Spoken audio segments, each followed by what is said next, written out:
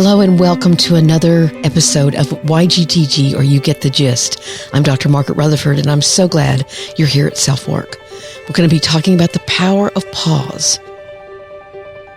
If you've been watching March Madness recently, hopefully you've seen the new commercials supporting the power of pause. They feature premier athletes, coaches, football players, anyone in the sports field who has reached the pinnacle of their professional performance life, and their spokespersons, Simone Biles, the Premier League soccer manager Antonio Conte, and Olympic gold diver Tom Daley. Also featured are former NBA stars Chris Webber and Jason Williams. What are they all doing? They're taking a pause to relax and enjoy unexpected hobbies such as knitting and dance, or just taking a break from working nonstop on perfecting themselves, and they're supporting you doing the same thing. Maybe not going forward in a competition, taking the time to develop another part of yourself that has nothing to do with your specific talent area. It's about rounding yourself off and taking care not only of your professional life, but of your personal well-being. Better said, your mental health. Let me say quickly that I have no relationship with Powerade. My fascination is with the power of this campaign, not only for athletes, but for driven perfectionists, no matter what their field. Here's what Simone Biles says. I've come to recognize the power of the pause, and the Powerade brand's campaign is a timely reminder to take a moment when we need it, as she did, by the way, whether for a deep breath, a timeout, or even a season out.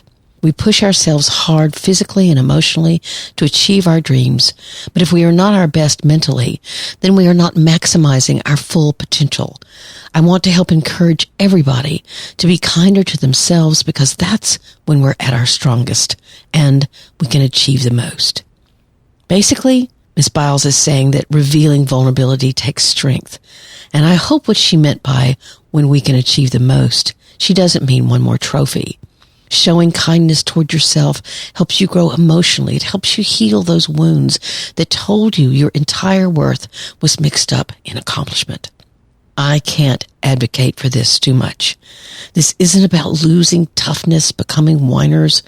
If I've learned anything from my work with perfectly hidden depression, it's that those early messages of keep your vulnerabilities away from view, from everyone.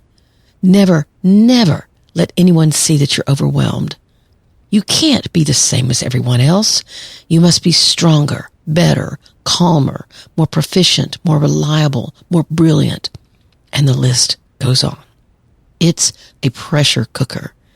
And as Olympian swimmer Michael Phelps himself learned, after all those awards that he won didn't help when his depression became overwhelming, after what he did so perfectly was over, he learned that pressure cooker can burst open, and he was suicidal. Unless you do what these coaches and athletes are supporting and doing more than that, they're actually living out their beliefs. They're taking the time to be aware of all of their feelings, even the ones that some judge as weak or showing vulnerability or fragility.